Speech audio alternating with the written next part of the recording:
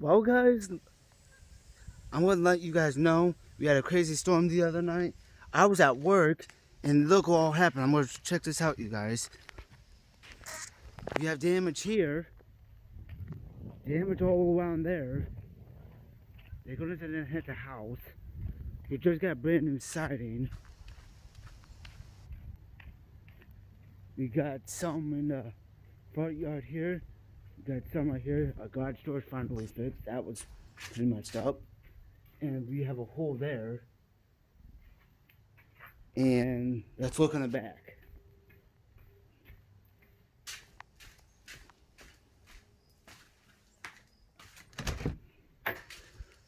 We got trees. We got limbs in the back. We got some here, there, all the way over there, all the way right there, and all the way up there, there. Our fence line way over there. So yeah. So there you have it. Summer 2022 thunderstorm. One thing about storms I'm not a huge fan of, it does a lot of damage. Thank goodness we are okay. Nobody to get hurt or anything, so we're good.